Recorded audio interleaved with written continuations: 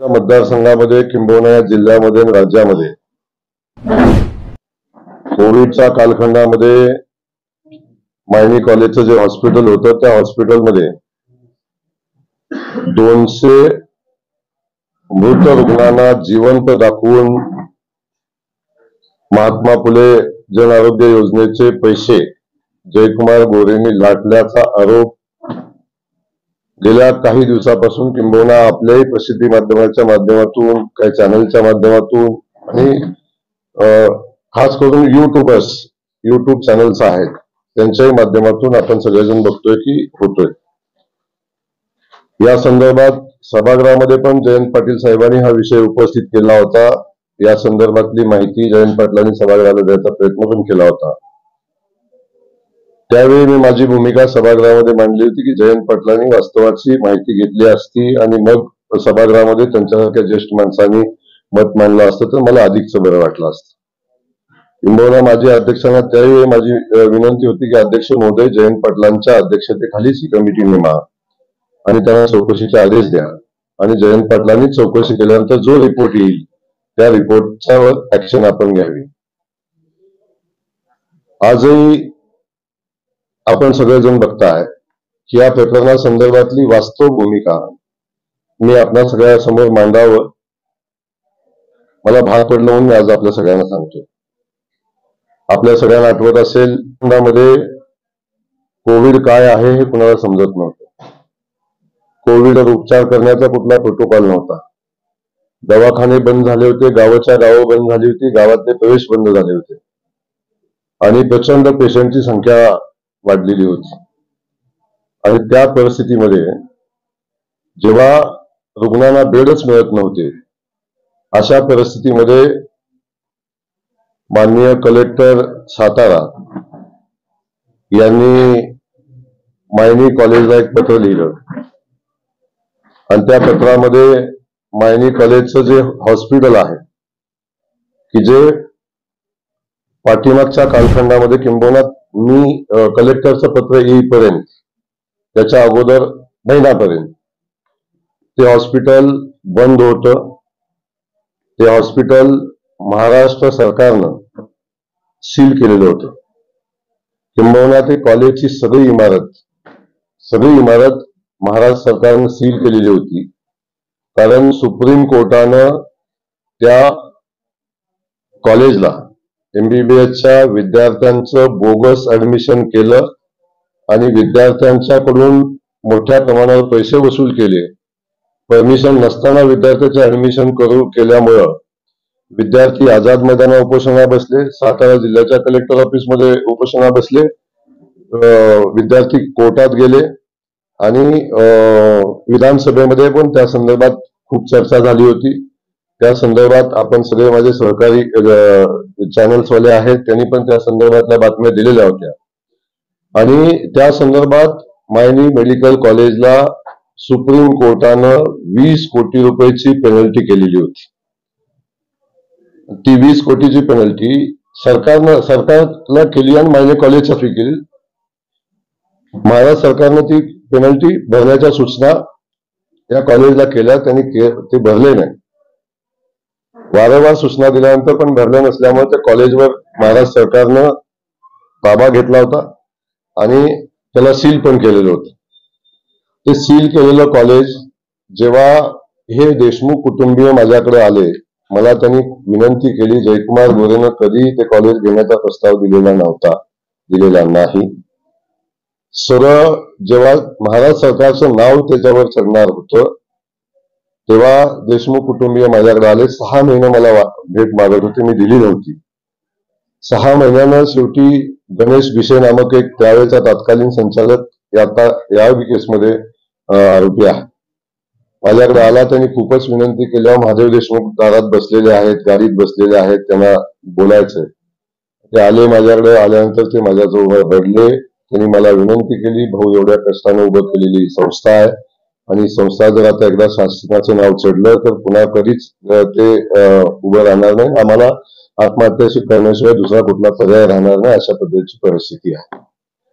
त्या परिस्थितीमध्ये अगदी त्यांचा चेहरा बघून किंबहुना माझी मती गेलेली होती म्हणून का काय माहिती नाही, पण मला त्यांची दया आली आणि म्हणून मी त्या कॉलेजवर जाण्याचा आणि कॉलेज बघण्याचा निर्णय घेतला. तिथे गेल्यानंतर मी आदरणीय देवेंद्र फडणवीस साहेबांना फोन केला, असं असं कॉलेज आहे आणि त्या कॉलेजच्या काही अडचणी आहेत, त्या संदर्भात शासनाची मदत झाली तर बरं होईल, असा मी त्यांना फोन केला. त्यांनी सांगितलं, अरे जय, हा एक फार मोठा भानगडीचा ते विषय आहे आणि विद्यार्थ्यांच्या ऍडमिशनचे खूप मोठे विषय इथं पेंडिंग आहेत आणि त्या ह्याच्यात तू काय लक्ष नाही घातलं तर बरं होईल, असं मला त्यांनी त्याच वेळी सांगितलं. म्हणून साहेब, मतदारसंघातलं कॉलेज आहे, जर काय करता आलं तर बरं होईल, असं त्यांच्याशी मी बोललो. आणि मग त्यांनी मला मुंबईत यायला सांगितलं. मुंबईत गेल्यावर सगळ्या चर्चा झाल्या आणि खूप शासनाला विनंती केली, बाकीच्या काही कमिटमेंट्स केल्या शासनाला ते पैसे भरण्यासंदर्भात. ते कॉलेज च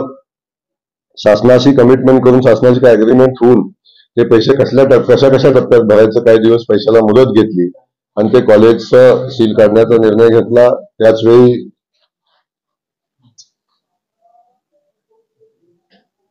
त्याचवेळी आपण कॉलेजच्या सगळ्या संचालक मंडळाच्या वतीनं, ऍक्च्युली हे कॉलेज देशमुखांचं नाही, त्याला विषय क्लिअर करतो, हे कॉलेज ट्रस्टचं आहे. हे कॉलेज ट्रस्टचं आहे आणि हे ट्रस्टचं कॉलेज त्याच्यामध्ये चेंज रिपोर्ट करून मूळ जी बॉडी आहे त्या बॉडीला कुठल्याही किमतीवर शासन मुदत देणार नाही. चेंज ऑफ मॅनेजमेंटच्या मुद्द्यावर त्यांनी ते पैसे भरायला काही मुदत देऊन टप्पे पाडून द्यायला शासनाने परवानगी दिली.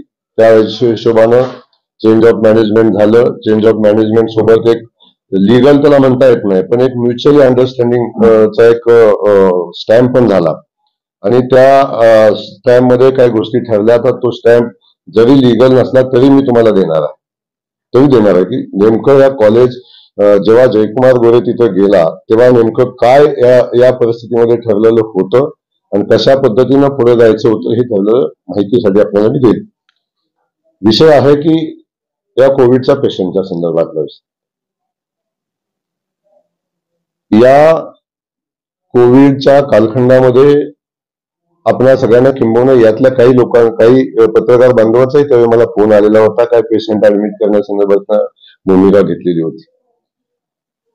हे कॉलेज चालू म्हणजे कोविड यायच्या अगोदर, कोविड आला, कलेक्टरने आम्हाला पत्र दिलं, त्याच्या काही अगदी जसा कोविड डिक्लेअर झाला होता कलेक्टरचं आम्हाला पत्र आलं नव्हतं, पण त्यावेळी या हॉस्पिटलचा जेव्हा ओपन झालं म्हणजे त्याचं लॉकबिक काढलं तेव्हा हे हॉस्पिटल चालू करण्यासंदर्भात महात्मा फुलेच्या योजनेमध्ये त्याचा समावेश करावा अशा पद्धतीचा एक अर्ज आम्ही म्हणण्यापेक्षा तात्कालीन संस्थेचा ऍडमिनिस्ट्रेटिव्ह ऑफिसर म्हणून ज्याची नेमणूक होती आणि ते संस्थेमध्ये आदरणीय ह्या देशमुख कुटुंबियांच्या घरातले एक इसम होते, ते सन्माननीय संदीपजी देशमुख.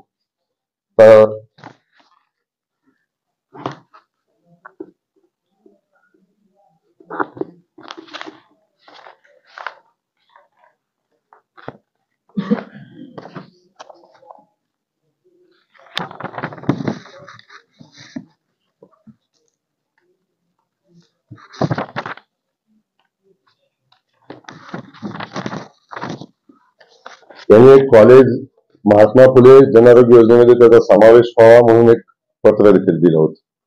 पत्रासोबत सगळे डॉक्युमेंट, डॉक्टरांची यादी, या सगळ्या गोष्टी त्या पत्रामध्ये दिलेल्या होत्या. त्याच्यासोबत कुंभार म्हणून एक त्यावेळेचे तत्कालीन एक डॉक्टर होते, सीएमओ म्हणून त्यांची नेमणूक केली होती. ती नेमणूक मी तर केलीच नव्हती, त्या देशमुख कुटुंबियांनी केलेली होती. मला माहिती नाही काय झालं, कारण मी कॉलेजमध्ये जाऊन मला 1 महिना झालेला होता त्या हॉस्पिटलमध्ये. मला तात्कालीन परिस्थिती मला कुठलीही माहिती मला त्यावेळी नव्हती. तो झाल्यानंतर महात्मा फुले याच्यामध्ये जेव्हा त्यांनी या कॉलेजला हॉस्पिटलला घेण्यासाठी अर्ज केला तेव्हा या कॉलेजनं अर्ज करत असताना महात्मा फुले जनआरोग्य योजनेकडून या कॉलेजला अग्रीमेंटसाठी यांनी जेव्हा सगळे डॉक्युमेंट केली त्यावेळी कोविड असल्यामुळं कुठली डायरेक्ट व्हिजिट होत नव्हती. या सगळ्या गोष्टी ऑनलाईन होत होत्या, कारण कुणालाही त्यावेळी जायची यायची मुभा नव्हती. त्यामुळे त्या परिस्थितीमध्ये या हॉस्पिटलचं डायरेक्ट काय इन्स्पेक्शन झालं नव्हतं किंवा त्या संदर्भातल्या चर्चा झाल्या नव्हत्या. जे जे डॉक्टर इथं घेतले त्याही संदर्भात चर्चा झाली नव्हती. परंतु आपण हा या सिस्टम मधला सगळ्यात महत्वाचा डॉक्युमेंट आहे. मी तुम्हाला सगळ्यांना तो डॉक्युमेंट दिलेला आहे. या कॉलेज जेव्हा महात्मा फुले जनआरोग्य योजनेमध्ये जेव्हा या हॉस्पिटलचा समावेश करण्यासंदर्भातली भूमिका घेतली, तेव्हा सन्माननीय संदीप देशमुख यांनी या हॉस्पिटलच्या वतीनं चेअरमनसाठी सही केलेली आहे. फॉर प्रेसिडेंट म्हणून आहे. हे माहितीच्या अधिकारात मागवलेला डॉक्युमेंट आहे. तो डॉक्युमेंट महात्मा फुले जनआरोग्य योजनेचा किंवा त्या याच्यामध्ये पण आहे. त्याच्यामध्ये हे कॉलेज जेव्हा महात्मा फुले जनआरोग्य योजनेमध्ये येतं तेव्हा एक लॉग इन आयडी येतो. एक लॉग इन आयडी तुम्हाला माहिती आहे, मी सांगायचं आवश्यक नाही. एक लॉग इन आयडी येतो. त्या लॉग इन आयडी मध्ये सीएमओचा नंबर पाहिजे होता, म्हणजे तो कुंभार डॉक्टरांचा नंबर असायला पाहिजे होता. तर ते स्वतः संदीप देशमुख आणि स्वतः संदीप देशमुखांचा नंबर टाकलेला. त्याची माहिती याच्यामध्ये आहे. महात्मा फुले जनआरोग्य योजनेच्या याच्यामध्ये गेला तरी त्याची माहिती तुम्हाला मिळेल की त्या लॉग इन आयडी कुणाचा. अख्ख्या जे त्या डॉक्टरांचं सर्टिफिकेट आहे की त्यांना सीएमओ म्हणून नेमणूक केली त्यांचं सर्टिफिकेट आहे, या सगळ्या डॉक्युमेंट आहे. याच्यामध्ये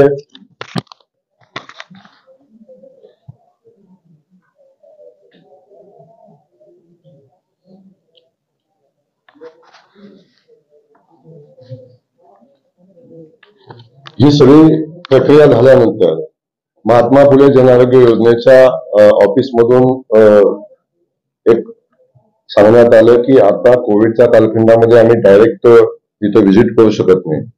त्यामुळे या हॉस्पिटलचं आम्ही ऑनलाईन इन्स्पेक्शन करतो आणि ऑनलाईन इन्स्पेक्शन करून तात्पुरती महात्मा फुलेमध्ये या हॉस्पिटलला घेतो की तुम्हाला कोविडच्या कालखंडामध्ये या हॉस्पिटलमधून उपचार करता येईल. हे सगळी प्रक्रिया ऑनलाईन झालेली. प्रत्यक्षात याच्यातली कुठली झाली नाही का पॉसिबल नव्हतं त्या परिस्थितीत. जेव्हा हे अग्रीमेंट झालेलं आहे, त्या अग्रीमेंटमध्ये जेव्हा यांनी केलेला प्रस्ताव माघारी आला तेव्हा इन्शुरन्स कंपनीने एक अग्रीमेंट पाठवलं. स्वतः इन्शुरन्स कंपनी अग्रीमेंट पाठवलं की जे संदीप देशमुखांच्या सहीनं गेलेलं हॉस्पिटलचा समावेश करण्यासंदर्भातला अर्ज होता किंवा त्यासोबत ते सगळे आधार डॉक्युमेंट सगळे असतील ते त्यानंतर आलं. त्यानंतर अग्रीमेंटवर माझी सही आहे. इथे माझ्या सहीने अग्रीमेंट झालं. अग्रीमेंट म्हणता येत नाही त्याला, पण ते अग्रीमेंट कोणासोबत झालं? इन्शुरन्स कंपनी सोबत. वास्तविक ही सगळी प्रक्रिया जी झालेली आहे, ही सगळी प्रक्रिया फक्त याच्यामध्ये महाराष्ट्र शासन हे एक या सिस्टम मधला एक भाग म्हणून काम करतं की त्याच्यावर लक्ष ठेवण्यासाठी स्वतः महाराष्ट्र शासनाने त्यांनी एक सोसायटी स्थापन केलेली आहे. आणि ती सोसायटी ऍक्च्युली ही सगळी प्रक्रिया इन्शुरन्स कंपनी टू हॉस्पिटल अशीच आहे. याच्यामध्ये महाराष्ट्र सरकारचा कुठेही हस्तक्षेप असत नाही. फक्त हॉस्पिटल एकदा पॅनलमध्ये आलं की तिथून पुढे महाराष्ट्र सरकारचे एक आयएस अधिकारी नेमणारे काही लोक आहेत ते फक्त ही स्कीम व्यवस्थित चालली का नाही हे मॉनिटर करतात. काही कंप्लेंट्स आले तर करतात, ती प्रक्रिया बघत असतात. बाकी सगळी प्रक्रिया एकदा प्रीमियम भरल्यानंतर ही सगळं इन्शुरन्स कंपनी करते. आमचं अग्रीमेंट शासनासोबत झालं नाही, आमचं अग्रीमेंट इन्शुरन्स कंपनी सोबत झालं. त्याची कॉपी मी तुम्हाला दिलेली आहे. त्याच्यामध्ये ते डॉक्टरांची यादी बिदी जोडलेली आहे की सन्मान्य त्याचे डॉक्टर, मला काय त्या कॉलेजची माहितीच नव्हती. म्हणजे मी एक महिन्यात काय सगळी माहिती घ्यायचं कारणही नव्हतं. त्या संदीप देशमुख म्हणून तो त्यांचा मॅनेजमेंटचा विषय आहे. संदीप देशमुखांनी ती यादी पाठवली. यादीतनं जे आली ह्याच्यात यादी पण आहे डॉक्टरांची. सगळी झाल्यानंतर अग्रीमेंट झालं. अग्रीमेंट झाल्यानंतरचा विषय आहे ते सन्मान्य महाशय संदीपजी देशमुख आहेत. हे देशमुख सांगतात की मी या हॉस्पिटलचं कामच करत नव्हतो. त्यांची सगळ्या म्हणजे हॉस्पिटल मागणीपासून सगळ्या याच्यावर सह्या त्यांच्या आहेत. जेव्हा माझी सही झाली तेव्हा कुणाच्या समोर सही केली म्हणून सह्या केल्या तेव्हा संदीप देशमुखांची सही करत आहे. मला एक गोष्ट सांगायचं का इथं पुन्हा नंबर आहे. जेव्हा लॉग इन आयडीचा नंबर कुणाचा असतो इथं मार्क करून दिला कुणाचा नंबर लॉग इन आयडी. ही माहिती महात्मा फुले जनआरोग्य योजनेच्या ऑफिसमधूनही मिळते की कुणाचा लॉग इन आयडी. आज अखेर या क्षणापर्यंत या सगळ्या परिस्थितीमध्ये मला हे सांगत असताना आणखी एक गोष्ट तुमच्या निदर्शनास आणून द्यायची. या हॉस्पिटलमधनं किती लोकांचा क्लेम आम्ही केला, मला किती पैसे आले किंवा अमाऊंट हे महात्मा फुलेकडून आले सगळ्या अमाऊंटचा डाटा मी जोडलाय.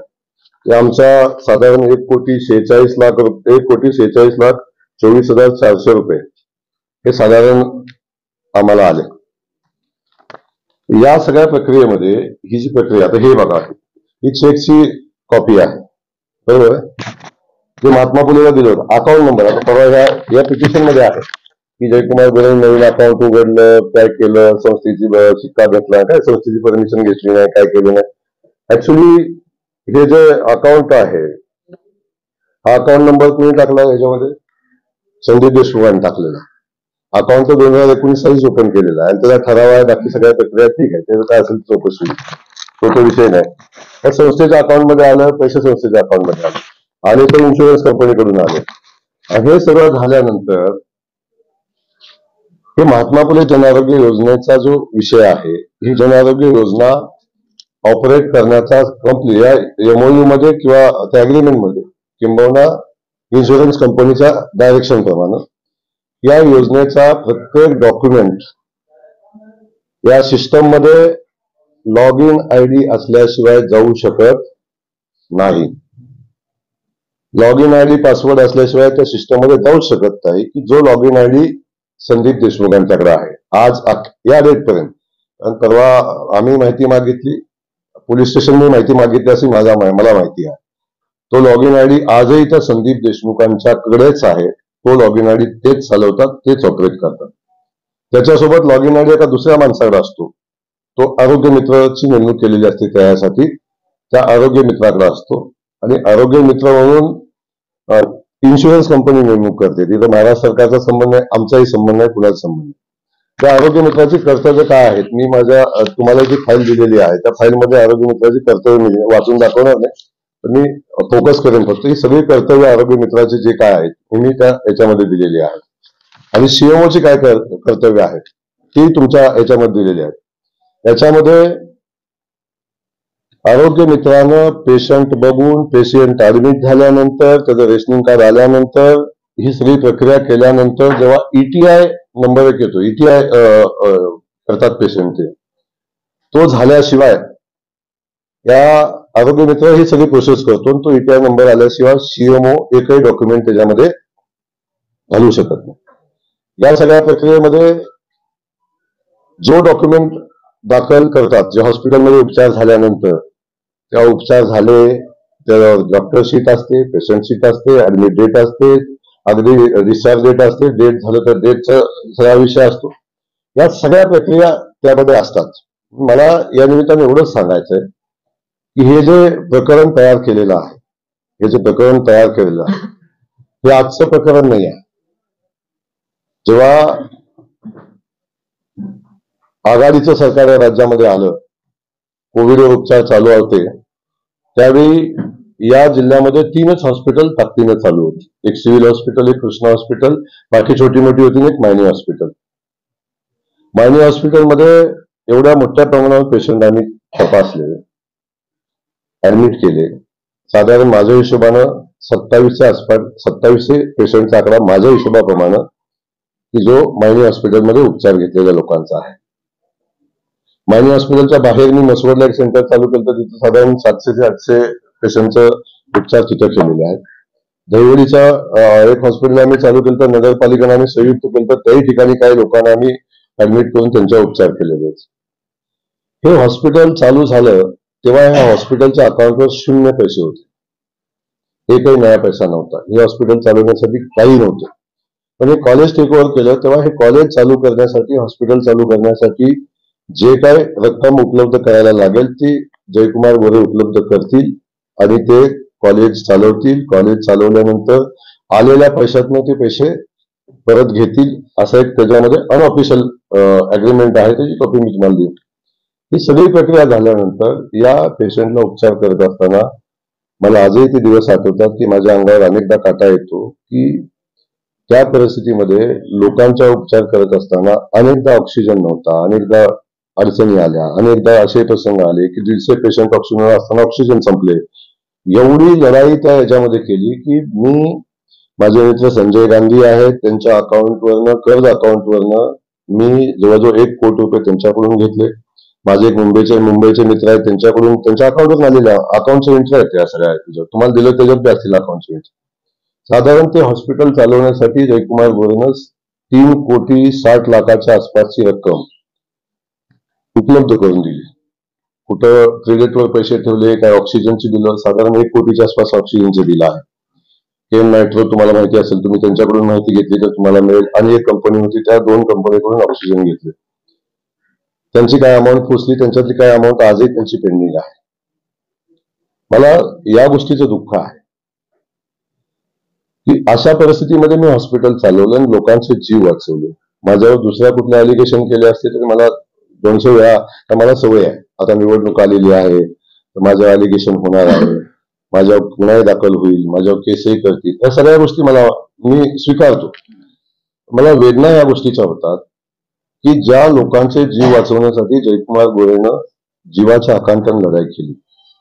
माझ्या स्वतःच्या जीवाचा कधी मी विचार केला नाही. जयकुमार गोरे तिथं ऍडमिट असलेल्या पेशंटचा मनोबल वाढवण्यासाठी, किंवा बरेच पेशंट असे गेले की भीतीपोटी पेशंट जात होते. मी त्या कोविडच्या परिस्थितीत जेव्हा डॉक्टर त्या याच्यात जात नव्हता हॉस्पिटलमध्ये, तेव्हा जयकुमार गोरे पीपीई किट घालून, नंतर हे करून, फक्त मास्क लावून प्रत्येक पेशंटला सकाळी दुपारी किंबहुना दिवसातून एकदा तरी प्रत्येक पेशंटला भेटून त्या लोकांच्या उपचार केले. असं असताना त्यावेळी माझ्या विरोधकांना हे हॉस्पिटल एवढं चांगलं कसं चाललंय हे आवडलं नाही. आणि जसं हॉस्पिटल तसं चांगलं चालतंय तसं विरोधकांच्या देशमुख कंपनीनं सांगितलं, तुम्हाला काय अक्कल आहे का, तुम्ही कशासाठी कॉलेज त्यांना दिलं. कॉलेज दिलं नाही. मला अनऑफिशियल चारिटी कमिशनरकडे चेंज रिपोर्ट दाखल केला, त्याच्या सह्या आहेत, उभे राहून त्यांच्यासमोर त्यांनी, ही सगळी संचालक गुन्हा मंडळ आहे, त्यांनी चारिटी कमिशनरच्या समोर उभा राहून आम्ही राजीनामा देतोय आणि ठराव घेऊन पुन्हा कोणाला बॉडीत घ्यायचा आहे, या सगळ्या गोष्टी ऑथोराईज केलेल्या आहेत. मी सगळं एवढ्यासाठी सांगतोय की प्रचंड तुम्हा सगळ्यांना उत्सुकता आहे. त्यातला प्रत्येक गोष्ट आहे याच्यामध्ये मी दिलेली आहे, तुमच्या या सगळ्या सिस्टम याच्यात दिलेली. चॅरिटी कमिशनरनं त्या चेंज रिपोर्ट मान्य केला, चॅरिटी कमिशनरनं सगळ्या प्रोसेस करून घेतल्या आणि त्याच्यानंतर ही सगळी सिस्टम झाली. ज्यांनी आता फिर्याद केलेली आहे, म्हणजे तक्रार दिली किंवा जे पिटिशन मध्ये गेलेले आहेत, ते या कॉलेजचे आज अखेरचे उपाध्यक्ष आहेत. आजही मी चेअरमन आहे. निवडणूक झाली नसली तरी जोपर्यंत निवडणूक होत नाही तोपर्यंत ऍक्टिंग बॉडीतले जेवढे पदाधिकारी आहेत त्यांची मुदतवाढ जोपर्यंत निवडणूक होत नाही तोपर्यंतची बायलॉज प्रमाणे राहते. तर त्यावेळी हे हॉस्पिटल बंद करण्याचा घात घातला. त्या हॉस्पिटलमध्ये रेड केली. त्या हॉस्पिटलवर म्हणजे मला वाईट याचं वाटतं की कोविडच्या कालखंडामध्ये तुम्ही माणूस आहात, तुम्ही सगळेच जण आपण हे आहोत. कोविडच्या हॉस्पिटलमध्ये 100% कुठल्या गोष्टी फॉलो करणं आपल्याला पॉसिबल होतं का? काय गोष्टी उपलब्ध होत होत्या का? डॉक्टर उपलब्ध होत होते का? काय गोष्टी होत्या का? पण तरी सुद्धा आम्ही पेशंटचा जीव वाचवण्याचा आपण प्रयत्न केला, त्यामध्ये कुठं आपण मागे राहिलो नाही. पण हे सगळं करत असताना फक्त राजकीय हेतू डोक्यात ठेवून देशमुखांनाच त्याच्यामध्ये मोहरा बनवून, म्हणजे शेख चिल्ली म्हणतात ना, हे बंद पडलेलं सगळं चालू व्हायची परिस्थिती आली तेव्हा या देशमुखांना मोहरा केला की आम्ही तुम्हाला जयकुमार गोरेने या सिस्टम मधून बाहेर काढून हे हॉस्पिटल कॉलेज तुम्हीच चालवा, तुम्ही ताब्यात घ्या, तुमचा अशा पद्धतीची भूमिका त्यांनी मांडली. आणि पहिल्यांदा हिम्मत देशमुख म्हणून आहे, ते देशमुख कंपनीचे, त्यांनीच पहिली तक्रार हॉस्पिटलच्या विरोधात केली. याच हॉस्पिटलमध्ये देशमुख कुटुंबातल्या अनेक लोकांनी उपचार घेतला. इथनं रेमडेसिवीर इंजेक्शन नेली. बाकी सगळ्या त्या विषयाने जाणार नाही, आता तो मुद्दा नाही माझा. कंप्लेंट केल्यानंतर त्याची इन्क्वायरी लावली. इन्क्वायरी लावल्यानंतर या जिल्ह्यातल्या नेत्यांचं नाव मी पुढे घेतो तुम्हाला, पण अनेकांनी प्रेशर आणलं. अगदी राष्ट्रीय नेत्यापासून सगळ्यांनी प्रेशर आणलं. संजीव कदम म्हणून तुमच्या सातारचेच त्यावेळेचे उपसंचालक होते, आरोग्य संचालक होते, संजोग कदम, त्यांच्या अध्यक्षतेखाली 3 लोकांची कमिटी नेमली. त्यांनी हॉस्पिटलची इन्क्वायरी केली. इन्क्वायरी करत असताना संजोग कदमांना मी फोन केला होता एकदा, साहेब इन्क्वायरी करा, माझं काय म्हणणं नाही, फक्त वस्तुस्थिती समोर आणा. आणि हे सगळं करत असताना तुम्ही एकतर्फी इन्क्वायरी करता. तर लॉग इन आयडी त्यांच्याकडे, कॉम्प्युटर त्यांच्याकडे, हॉस्पिटल त्यांच्या, आज पण हॉस्पिटल त्यांच्याच ताब्यात आहे, कॉम्प्युटर त्यांच्याच ताब्यात आहे, सगळं त्यांच्या ताब्यात आहे, हॉस्पिटल त्यांच्या ताब्यात आहे, कॉलेज त्यांच्या ताब्यात आहे, सगळं त्यांच्या ताब्यात आहे. कंप्लेंट फक्त माझ्यावर आहे, तक्रार फक्त माझी आहे. आजही कॉलेजचं पोझिशन त्यांच्याकडे आहे, तेव्हाही कॉलेजचं पोझिशन त्यांच्याकडे, तेव्हाही हॉस्पिटलचं पोझिशन त्यांच्याकडे, तेव्हाही लॉग इन आयडी त्यांच्याकडे, तेव्हाही ते सगळे कॉम्प्युटर जे आहेत ते सगळे त्यांच्याकडे. हे सगळं असताना फक्त जयकुमार गोरेला बदनाम करण्याची यंत्रणा सिस्टम लावायचं काम केलं आणि ते त्यावेळी ती स्कीम सस्पेंड केली, इन्क्वायरी लावली, पेशंटचे पैसे देऊ नका म्हणून सांगितलं. त्यावेळी मी संजोग कदमांना विनंती केली, कदम साहेब आमचं फक्त लेखी म्हणणं घ्या, असं नाही होऊच शकत नाही. जर एखाद्यावर तुम्ही कारवाई करायला पुढे चालला आहे तर तुम्ही दुसऱ्याची म्हणणं घ्या दुसऱ्या बाजूचं. त्यांनी शेवटपर्यंत म्हणणं घेतलं नाही. त्यांनी रिपोर्ट केला. यांच्यावर आमच्यावर फौजदारी दाखल करण्यासंदर्भात रिपोर्ट तयार करण्याचा दबाव त्यांच्यावर वारंवार होता. नेत्यांची नावं मी घेणारच आहे, पुन्हा सांगतो तुम्हाला, मी पुढे घेणारच आहे. एवढा दबाव होता की तपासात काही करा, फक्त जयकुमार गोरेवर FIR दाखल झालं पाहिजे एवढी व्यवस्था करा, असा त्यांच्यावर प्रेशर होता. तर तिघांच्या कमिटीवर त्यांनी मला, कमिटीतले सदस्य मला भेटले, नावं सांगत नाही तुम्हाला, म्हणजे मला माफ करा भाऊ, आम्ही नाही काय करू शकतो, एक तर आम्हाला इतर राहायला लागेल, नोकरी जाईल, दोन्हीपैकी काय करायला. पण तरी सुद्धा त्यांनी कमिटीचा रिपोर्ट तयार केला. FIR दाखल करण्याचं त्यांनी सांगितलं नाही, आमच्या केसेस देता येणार नाही म्हणून सांगितलं. त्यातला ABG रिपोर्टचा विषय एक सांगितला, ABG रिपोर्ट मॅनिप्युलेट केला आहे, कुणी केला, आता लॉगिन ID कुणाकडे छापतो कोण, डॉक्युमेंट टाकतो कोण, या विषयावर मी बोलत नाही आज. पण या सगळ्या गोष्टी झाल्यानंतर ते हॉस्पिटल बंद केलं आणि त्या रिपोर्ट आला चौकशीचा रिपोर्ट पण त्यात जोडला नाही. पहिला रिपोर्ट जोडलाय, तोही जोडलाय. त्याच्यानंतर मी आरोग्यमंत्री सावंत झाल्यानंतर त्यांना एक अर्ज दिला, बाबा अशी अशी चौकशी झालेली आहे, या चौकशीमध्ये आमचं म्हणणं घेतलं नाही, कृपा करून माझं म्हणणं तर यामध्ये घ्या, आमचं म्हणणं तर रेकॉर्डवर ठेवा की मला पुढे जाता येईल या सगळ्या. पुण्याचं ते ब्लेम एवढं खर्च करून, एवढं हॉस्पिटल चालवून, स्वतःचा जीव धोक्यात घालून, लोकांचे जीव वाचवून जर माझ्यावरच आरोप होणार असतील तर किमान म्हणणं, माझं म्हणणं रेकॉर्डवर घ्या. त्यांनी म्हणणं रेकॉर्डवर घेतलं. त्यावेळी कोण उपसंचालक होते, संचालक होते माहिती नाही मला, डायरेक्टर कोण होते, त्यांनी चौकशी केली. सुदैवानं त्यावेळी ते सातारा जिल्ह्यातच काम करत होते, त्यामुळे कोविडमध्ये त्या हॉस्पिटलनं काय काम केलं याची जाणीव त्यांना होती. माझी विनंती आहे, तुम्हाला सगळ्यांनाही माहिती होतं असं माझं मत आहे, तुम्ही कोविडमध्ये काय त्या हॉस्पिटलनं काम केलं तुम्हाला माहिती होतं. या सगळ्या परिस्थितीमध्ये ते हॉस्पिटल बंद झालं तर सेकंड रिपोर्ट पण आला. आज तो रिपोर्ट कोर्टामध्ये जोडला नाही. 200 पेशंट म्हणतात कोर्टामध्ये, 200 पेशंटची यादी नाही आहे, 200 मृत रुग्ण त्यांची यादी नाही आहे. त्यांचं म्हणणं होतं की 4 कोटी रुपये जयकुमार गोरेला मिळाले, त्याचं डिटेल काही नाही आहे. प्रत्येक मुद्द्याला दुसरा स्वरूप द्यायचा प्रयत्न केला. आता याच्यामध्ये त्यांचा जो मूळ मुद्द्यावर येतो, त्यांचा जो ब्लेम आहे, माझा आपल्या माध्यमातून माझी विनंती आहे की 200 पेशंट म्हणतात तर 200 पेशंटची यादी मला कोर्टाला दिली पाहिजे, तुम्हालाही दिली पाहिजे. कारण माझे सगळे विरोधक म्हणतात की 200 मृत पेशंटना जीवन दाखवून त्याच्या टाळीवरचं लोणी जयकुमार गोरेने खाल्लं, अशा पद्धतीचा विषय सांगतात. तर 200 पेशंटची यादी तर दिली पाहिजे, ती यादी देत नाही. फक्त 200 आकडा दिलाय. त्यातल्या 35 पेशंटची यादी त्यांनी पिटिशनला जोडलेली आहे. ही 35 लोकांची जी यादी आहे, ही यादी पण मी त्याच्यामध्ये दिली, तुम्हाला याचा पेपर दिलेला आहे. या 35 लोकांच्या यादीमधले 2 पेशंट असे आहेत की ज्यांचं पेमेंट आम्हाला झालेलं आहे, ज्यांचं पेमेंट आम्हाला झालेलं आहे. ते पेमेंट किती झालं, कारण ते इन्शुरन्स क्लेम मधनं फक्त आकडा येतो पेमेंट झाल्याचं, ते किती झालं, साधारण अगदी फुल जरी मिळालं असलं, म्हणजे व्हेंटिलेटर पेशंटचं मिळाले का ऑक्सिजनचं आय डोंट नो, मला माहिती नाही आता सध्या, पण जरी अगदी ऑक्सिजन पेशंटचं जरी मिळालं असलं, 2 पेशंटचे पैसे किती येतात, 36,000 आणि 36,000, 72,000 रुपये. त्यांनी दिलेल्या यादी आहे, यादीतल्या 72,000 रुपये आमच्या संस्थेच्या हॉस्पिटलच्या अकाउंटला जमा झालेले आहेत. ते 2 पेशंट आहेत, त्या दोन्ही पेशंटची नावं, जे दोन्ही पेशंटची नावं आहेत, ते दोन्ही पेशंट इथं नावं तुम्हाला सांगतो मी त्याच्यातले 35 मध्ये. एक शंकर महादेव पवार, वडूज, तालुका खटाव, जिल्हा सातारा, बरोबर आहे, तो एक पेशंट आहे. आता ह्यांनी दिले 40,000 मिळाले, आता ते मिळाले किती तो विषय येईल. आणि दुसरा पेशंट आहे लक्ष्मी भगवान गायकवाड, राहणार पांगरी, जिल्हा सातारा. हे 2 पेशंट फक्त जे आहेत की ज्यांना आम्हाला पैसे आमच्याकडे जमा झालेले आहेत. आता मला सांगा, हे सांगतात कोट्यावधी रुपयाचा घोटाळा झाला, जयकुमार गोरेंनी खाल्ले. त्यांनी जी यादी 32-35 लोकांची जोडली आहे, त्याचे 2 पेशंटचे पैसे जमा झाले, बाकीचे पैसे आलेलेच नाही. 584 पेशंट सोडून बाकी एकाही पेशंटचा पैसा आला नाही, आले ते पैसे येत आहे.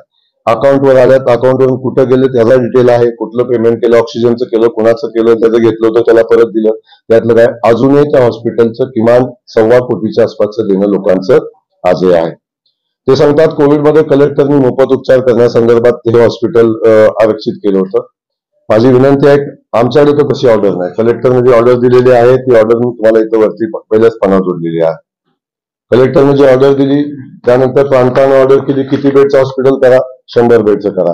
त्याच्यानंतर 150 झालं, त्याच्यानंतर 150 बेडचे केले. कुठे मोफतचा विषय नव्हता. मोफत कलेक्टरने दिला असेल तर हॉस्पिटल घ्यायला पाहिजे, बेड घ्यायला पाहिजे, ऑक्सिजन घ्यायला पाहिजे, बाकी सगळ्या. कलेक्टर ऑफिसनं आम्हाला कलेक्टरने ते हॉस्पिटल चालू करण्यासाठी मदत केली तर 200% मदत केली. काही नोडल अधिकारी नेमले, काय आम्हाला प्रशिक्षित नर्सिंगचा स्टाफ 2-4 दिला, काही डॉक्टरांना त्यांनी पेमेंट दिलं, 1-2 डॉक्टरांचं पेमेंट केलं. आता मला सांगा, 2 डॉक्टरांचं पेमेंट किंवा 4 नर्सचं पेमेंट करून ते हॉस्पिटल चालतं ते हॉस्पिटल. त्या सगळ्या प्रक्रियेमध्ये ती चालू. ते सांगतात की सगळं कलेक्टरकडून केलं, मोफत होतं आणि मग ते चालवलं. असा कुठलीही मोफतचा आदेश तेव्हा नव्हता. क्लिअर आहे की आम्ही उपचार केले, त्याचे पैसे आम्ही भागवले. या काही लोकांचे पैसे आज अखेर देणं आहे. याच्यातनं माझा सवाल आहे, जर 72,000 रुपयाचं पेमेंट जयकुमार गोरेच्या म्हणण्यापेक्षा संस्थेच्या अकाउंटला जमा झालेलं आहे. माझ्या अकाउंटला व्यक्तिगत झालंच नाही. संस्थेचा ठराव आहे, अकाउंट ओपन उघडलेलं आहे, रितसर उघडलेलं आहे. त्यांच्याच म्हणजे जे तक्रार त्यांच्याच बंधूंनी सही करून अकाउंट नंबर त्यांना दिलेला आहे. हे 3 वर्षांनंतर त्यांना ही बुद्धी सुचलेली आहे. या अकाउंट ओपन करताना हे जे उपाध्यक्ष आहेत ना, त्यांची ठरावावर सही आहे. त्यामुळे या सगळ्या गोष्टी आपण बघता. जर 72,000 रुपयेचा घोटाळा झाला, या दोन्ही फाईल माझ्याकडे ओरिजिनल फाईल आहेत. सुदैवानं काय झालं, ती इन्क्वायरी लागली, बाकी एकही डॉक्युमेंट माझ्याकडे कुठला नाही. सुदैवानं ती इन्क्वायरी लागलेली होती आणि संजोग कदमांनी आम्हाला त्या सगळ्या फाईलच्या झेरॉक्स मागितल्या होत्या. म्हणून त्या सगळ्या फाईल झेरॉक्स काढण्यासाठी आमच्याकडे आल्या होत्या. म्हणून त्या फाईल माझ्याकडे आजही त्या सगळ्या फाईल माझ्याकडे आहेत. सगळ्या फाईल माझ्याकडे आहेत. एक फाईल आहे. ऍडमिट कधी झाला, उपचार केले, डॉक्टर शीट आहे, पेशंट शीट आहे, सेकंड टू सेकंड त्याच्यावर लिहिलेल्या प्रत्येक गोष्टी आहेत. ECG आहे, बाकी सगळे डिटेल डॉक्युमेंट आहे. एकही डॉक्युमेंट त्याच्यामध्ये मिसिंग आहे. सगळ्या फाईल सापडल्यात 35च्या 35. हे सगळ्या गोष्टी इथं आहेत. या सगळ्या प्रक्रियेमध्ये यांनी सांगितलं पेशंट मृत असताना जिवंत दाखवला. मला एक सांगा, तो गायकवाड म्हणून पेशंट आहे, तो 8 दिवस ऍडमिट आहे. 8 दिवसांचं त्याचा डेथ झालेली आहे. 11 दिवस. दुसरा जो पेशंट आहे पवार म्हणून जो पेशंट आहे, तो पेशंट 16 दिवस ऍडमिट आहे. 16 दिवस ऍडमिट आहे. आता तुम्ही पत्रकार बंधू आहेत, दोन्ही पेशंटच्या नातेवाईकांना भेटू शकता, त्यांना बोलू शकता, हे सगळं करू शकता. जर मला सांगा, 16 दिवस ऍडमिट असताना जो क्लेम मला मिळणार आहे, बरोबर ना, 40,000 मिळणार आहे, बरोबर, फुल दिला तर 40,000 मिळणार आहे मला, म्हणजे हॉस्पिटलला. 10 दिवस ऍडमिट असला तरी तो 40,000 मिळणार आहे. त्याच्या मृत्यूची तारीख बघितल्यानंतर 2 लाख मिळणार आहे का? त्याच्या मृत्यूची डिस्चार्जची तारीख बदलली तर का दोन त्याची डबल मिळणार आहे का चौबल मिळणार आहे? काय मिळणार आहे का? आम्ही ती तारीख बदलू कशासाठी? रिझन काय बदलायचं सांगा ना. ते बदलण्यानं जर काय माझा फायदा होणार असेल, पेशंटवर उपचार केलेले आहेत हे डिनाय नाही होते, पेशंटच्या नातेवाईकाकडे जाऊन या, त्याच्यावर जे डॉक्टर नर्स आहेत त्या सगळ्यांच्या सह्या आहेत, मिनिट टू मिनिट लिहिलेली फाईल आहे, आज लिहिली नाही तेव्हाचीच फाईल तुम्हाला बघायला मिळेल, त्या सगळ्या गोष्टी बघायला मिळतील. हे सगळं असताना फक्त डेट बदलून कुठला आमचा संस्थेचा फायदा होता की त्याच्यातनं संस्थेला काय कोट्यावधी रुपये मिळणार? 2 पेशंट ही फक्त त्या डेटमध्ये फेरफार केलेली आहे. अख्खी फाईल आहे ना, फाईल जी माझ्याकडे फाईल आहे, आमची फाईल संस्थेची आहे, डॉक्टरांची जी फाईल आहे सगळी तशीच तशी लोड आहे. वरच्या तारखा सगळ्या व्यवस्थित आहेत, खालचं सगळं व्यवस्थित आहे, सगळं. तर त्याच्यामध्ये ऍड केलेल्या कुठल्या गोष्टी आहेत? एक ऍडमिशन डेट चेंज केलेली आहे आणि त्याच्यामध्ये डिस्चार्ज डेट चेंज केलेली आहे. जो पहिलं पेज आहे जे हॉस्पिटलचं आहे, पहिलं पेज त्यांनी अपलोड केलंय, त्याच्यावर पेशंट कधी ऍडमिट झाला, त्याची डेट कधी झाली, हे ऑथोराइज डॉक्टरच्या सही शिक्क्याचं त्याच्यामध्ये हे आहे. ऑथोराइज आहे. मिनिट टू मिनिट डॉक्टरनं जेव्हा डेट झाली तेव्हा 2:40 2:35 डेट झाली तेव्हा डॉक्टरांच्या सह्या, नर्सिंगच्या सह्या, सगळी प्रोसेस आहे. सगळ्या फाईल क्लिअर असताना एक डॉक्युमेंट त्याच्यात असा केला की त्याच्यावर डेट बदललेली आहे. आता मला सांगा, डेट बदलली, अख्खं डॉक्युमेंट अपलोड करण्याचे अधिकार दोनच माणसाकडे आहेत. एक तर आरोग्य मित्र आणि दुसरा ज्या माणसाकडे लॉग इन आयडी आहे तोच माणूस त्या फाईलमध्ये जाऊ शकतो. तुम्हालाही माहिती आहे, तुमच्या चॅनलचं किंवा तुमची एखादी व्यक्तिगत फाईल ओपन करायची असेल तर तुमचा लॉग इन आयडी असल्याशिवाय ते जाता येत नाही. मला एक सांगा, जर लॉग इन आयडी आमच्याकडे जयकुमार गोरेचा तर संबंधच नाही, दूरपर्यंत संबंध आहे, सोडून द्या. पण लॉग इन आयडी ज्या माणसाकडे आहे त्याची जबाबदारी आहे, सीएमओ म्हणून ज्याची नेमणूक झाली त्याची जबाबदारी आहे, आणि आरोग्य मित्राची 100% जबाबदारी आरोग्य मित्राची जो इन्शुरन्स कंपनी आहे त्या कंपनीच्या आरोग्य मित्राची जबाबदारी आहे. पेशंट आला का, ऍडमिट झाला का, त्याचं ईटीआय काढायचं आणि मग प्रोसेस पुढची. ईटीआय झालं की मग त्यानं सीएमओ ला कळवायचं, मग ते त्याच्यात paper document day to day होतात आणि ही सगळी प्रक्रिया आहे. आता हे इन्शुरन्स कंपनीच्या माणसाची जबाबदारी पेशंट आल्यापासून जाईपर्यंत सगळ्या गोष्टी चेक करण्याचं, पेपर अपलोड करण्याचं, हे सगळं व्हेरीफाय केल्यानं आरोग्य मित्रांना डन म्हणल्याशिवाय ती फाईलच पुढे जात नाही. आता मला सांगा, जी इन्शुरन्स कंपनी आहे, ज्या इन्शुरन्स कंपनीचा माणूस इथं बसला, इन्शुरन्स कंपनीचा, तो सगळे डॉक्युमेंट व्हेरीफाय करतो. शासनाचा संबंधच नाही याच्यामध्ये. शासन फक्त प्रीमियम भरतं, अग्रीमेंट करतं, एवढाच विषय आहे.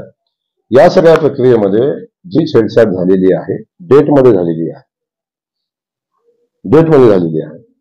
तर या प्रक्रियेत तुमचं जो विषय तो 200 पेशंट, कोट्यावधी रुपये, असा काय माहोल तयार करायचा प्रयत्न केला. हा माहोल आदरणीय आमच्या नेत्यांच्याकडून, जे विधानसभेला इच्छुक आहेत, ज्यांना जयकुमार गोरेचा पराभव करायचा आहे, ज्यांना जयकुमार गोरेचं खूप मोठं दुःख असूया आहे की मी एवढा मोठा नेता असताना सुद्धा जयकुमार गोरे पुन्हा पुन्हा इथं कसा काय निवडून येतोय, म्हणून जयकुमार गोरेला बदनाम करण्याची सिस्टम उभी करायची आहे. हे ठरवून झालेलं आहे सगळं. माझ्याकडे सगळ्या गोष्टीचे पुरावे काय आहेत ते मी योग्य वेळ देणारच आहे, ते मी तुमच्याकडे डिस्क्लोज करेन. कुठं बैठक झाली, कुठल्या कॉम्प्युटरमधनं गेलं, कुठं चर्चा झाली, काय चर्चा झाली, हे सगळं देईन मी. आणि वेळ आल्यावर मी थांबणार नाही. मी सांगितलं ना, आजपर्यंत जयकुमार गोरेने खूप सहन केलं, सगळे आरोप सहन केले. माझ्यावर फेक अॅफिडेव्हिट घालून माझ्यावर जातीवाचक गुन्हा दाखल केला. 4 महिने माझ्यावर कारवाईसाठी जंग पछाडलं, ज्याच्यावर माझा सही नाही, माझा अंगठानं जेव्हा काही अॅफिडेव्हिटवर लिहिलंच नाही असा अॅफिडेव्हिट घालून माझ्यावर गुन्हा दाखल करायचा प्रयत्न केला, दाखल केला. मी जामीन घेतला, सगळी प्रक्रिया केली. त्यानंतर माझ्या बदनामीचं षडयंत्र. एवढं झालं तरी मी कोणाला उत्तर दिलं नाही. एवढं माझी बदनामी करायचं चालू आहे. काही युट्यूब चॅनल्स इथं आलेली आहेत, माझे मित्र आहेत, काय त्यांनी अनेकाच्या मुलाखती घेतल्या. काही चॅनल तर असे आहेत युट्यूबवर. पत्रकार म्हणून मी तुम्हाला एक बातमी दाखवतो की ही कुठल्या संकेतात बसते. युट्यूबरनं एक मला काढून ठेवते. मला एक सांगा, पत्रकार हा लोकशाहीचा 4था स्तंभ, आणि पत्रकार जेव्हा बाजू मांडतो कुणाची तरी, पत्रकाराला, कुठलाही पत्रकार असला तर कुणाचं जीवन उद्ध्वस्त करायचा, कुणाचं नुकसान करायचा अधिकार पत्रकाराला नाही. पत्रकार बंधूंनी जेव्हा समोरच्याची बाजू घेतली तेव्हा माझी बाजू त्या बातमीमध्ये मांडली पाहिजे, ही माझी माफक अपेक्षा आहे. त्याच्यापेक्षा वेगळी नाही. लिहा माझ्यावर काय लिहायचं असेल ते, पण लिहित असताना किमान या गोष्टीवर तुमचं मत काय आहे हे तरी किमान माहिती घेतली पाहिजे. ते नाही घेतलं. हे सगळं करत असताना या सगळ्यांनी सांगतो, हे पिटिशन कधी दाखल करायचं होतं त्यांना, पिटिशन कधी दाखल करायचं होतं, हे ऐन निवडणुकीत करायचं होतं. पण झालं असं, जी चर्चा आजही ते करतायत, ते आजही चर्चा करतायत, मी जबाबदारीने बोलतोय, ते आजही चर्चा करत होते की आम्हाला पाहिजे असणारं कोर्ट हायकोर्टमध्ये बसलेलं आहे, आम्हाला पाहिजे असणारं कोर्ट हायकोर्टामध्ये बसलेलं आहे. आम्ही ते कुणाशी संबंधित आहे हे मी पुढे सांगतो तुम्हाला. शेवटच्या 2 मिनिटात ते सगळंच बोलणार आहे. ज्यांनी ही फिर्याद करायला सांगितली त्यांच्या पक्षाच्या संबंधित, त्यांचे कोण खासदार असतील, त्यांच्यात नातेवाईक तिथं कोर्ट म्हणून बसलेले आहेत, त्यांना आमचे संबंध आहेत. त्यामुळे हे पिटिशन याच वेळी निघालं पाहिजे की त्यांच्या समोर निघणं आवश्यक आहे. अशा पद्धतीचं आम्ही प्लॅन केलंय असं मी आरोप करत नाही आहे, समजून घ्या. अशी चर्चा तेच करतायत आणि माझ्या जवळच्या माणसांच्या जवळही करतायत की म्हणून हे पिटिशन निवडणुकीच्या अगोदर आम्ही दाखल केलंय. आता ते बेंच बसलं, त्यामुळे आताच आम्ही त्या सिस्टम मध्ये आम्ही जाऊ शकतो किंवा आताच आम्ही त्याच्यावर काहीतरी करू शकतो म्हणून हे केलेलं आहे. आता मला एक सांगा, हे सगळं ठीक आहे, अगदी वाईट धरून चाला, किंबहुना जयकुमार गोरे जगातला सगळ्यात नालायक माणूस आहे, मेलेल्या मड्यावरच्या टाळूचं लोणी खाणारी जयकुमार गोरेची जात आहे, असं सगळं जरी धरलं तरी अख्ख्या प्रक्रियेमध्ये नुकसान कुणाचं झालंय? जसं म्हणला तुम्ही तर झालं नाही तर 1,00,000% झालं नाही. मी सांगतो 1,00,000% काही झालं नाही. पण जर झालं असं नुकसान तर याच्यात शासनाचं 1 रुपयाचं नुकसान झालेलं नाही.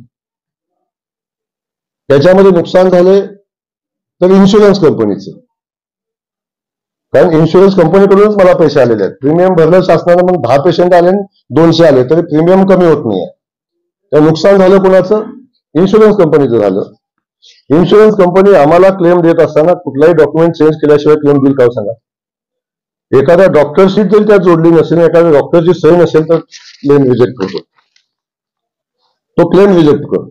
माझी या माध्यमातून पोलिसांना किंवा आपल्या माध्यमातून सगळ्यांना मागणी आहे की तो डॉक्युमेंट कुठल्या तारखेला जोडला आहे, जो मेलेला माणूस जिवंत दाखवून फोटो जोडला आहे.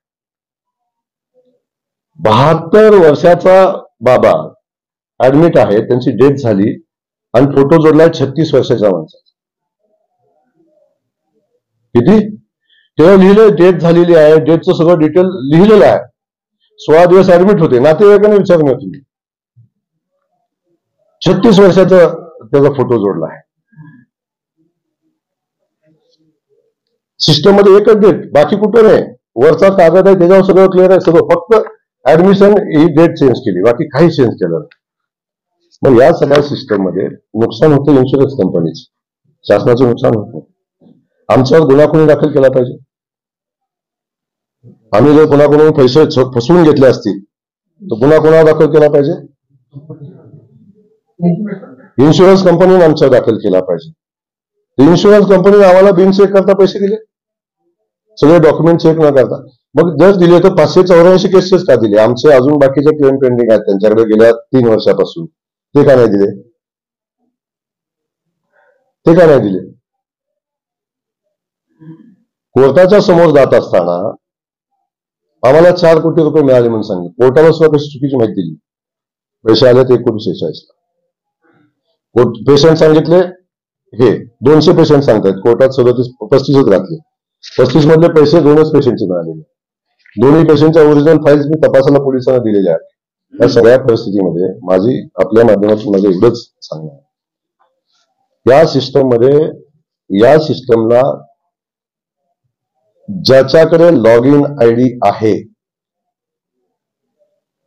त्याच्याशिवाय एकाही डॉक्युमेंट मध्ये कुणीही फेरफार करू शकत नाही. आणि हा लॉग इन आयडी ज्यांनी हायकोर्टात पिटिशन दाखल केलेलं आहे त्यांच्या चुलत्याचे चिरंजीव म्हणजे त्यांचे सख्खे चुलत भाऊ संदीप देशमुख यांच्याच नावे आहे, यांचाच नंबर आहे. आजही तो नंबर चेक केला तर तो त्यांच्याच नावावर आहे. आणि आरोग्य सेवक, आरोग्य मित्र, या दोन्ही सोडून कोणीही ते डॉक्युमेंट घालू शकत नाही. माझी या माध्यमातून आपल्या सगळ्यांच्या माध्यमातून माझी आपल्या सगळ्यांना विनंती आहे, आपण बातम्या देतो, इतर बरेचसेच युट्यूब वाले चॅनल, मी त्यांना आज म्हणलं होतं की मी कोणाला उत्तर द्यायला गेलो नाही.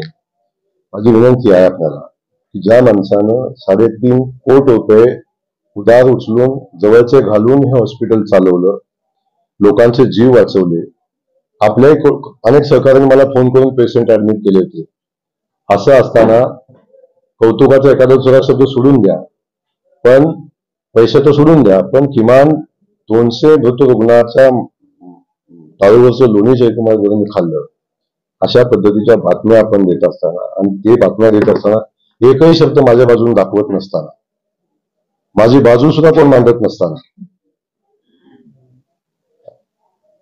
हे किती योग्य आहे? हे किती योग्य आहे? किंबहुना पिटिशन दाखल झालं की पहाटे बातमी लागते, शनिवार रविवार सुट्टी आहे, पिटिशन दाखल झालं सकाळी बातमी लागते पहाटे. मला कुणावर ब्लेम नाही, माझा ब्लेम नाही कुणावर, पण त्या बातमीसोबत जर एखादा शब्द माझाही तिथं दिला असता. आज आजही चॅलेंज आहे. जयकुमार गोरे, एकही गोष्ट जयकुमार गोरेने चुकीची केली असेल, एकाही मृत व्यक्तीला जिवंत दाखवून जयकुमार गोरेनं पैसे घेतले असतील, पैसे म्हणजे मी तर घेतले तर थोडा हॉस्पिटलने घेतले असतील. ते हॉस्पिटल ट्रस्ट आहे, जयकुमार गोरेच्या बापाचं नाही आहे, ते ट्रस्टचं हॉस्पिटल आहे. एकही घेतला असेल, एक सिंगल, तर स्वतः जयकुमार गोरे पोलिसांना सरेंडर होईल. कुठे जायची आवश्यकता भासणार नाही, तपास चौकशी करायची गरज भासणार नाही. त्यामुळं पोलिसांनी त्याचा तपास केलाच पाहिजे. आणि माझं म्हणणं आहे की जो कोणी त्याच्यामध्ये दोषी असेल, दोषी तर नाही, त्यात कुणाचं नुकसान झालं, फक्त एक पेपरमध्ये तारखा चेंज केल्यात, याच्यापेक्षा दुसरं काही नाही. एक फोटो त्यात टाकलाय, याच्या पलीकडे कुठली चुकीची गोष्ट किंवा फ्रॉड त्यामध्ये काहीच नाही, 200% नाही. फक्त ही केस तयार करण्यासाठी हे डॉक्युमेंट तयार केलेलं आहे, बाकी दुसरा काही विषय नाही. केस तयार करण्यासाठी डॉक्युमेंट टाकलाय आत, याच्या पलीकडे दुसरा विषय. पेशंटला उपचार झाले का? झाले. पेशंट 16 दिवस ऍडमिट होता का? होता. ही सगळी प्रक्रिया पार पडली का? तर 200% पार पडली. फक्त दाखवायचा एवढाच विषय आहे की. त्यामुळे माझी आपल्या माध्यमातून इथं विनंती आहे, जबाबदार पत्रकार बंधू आहे, आपण अशा पद्धतीची जेव्हा बाजू मांडतो तेव्हा दुसऱ्या समोरच्याची बाजू आपण सगळ्यांनी मांडावी.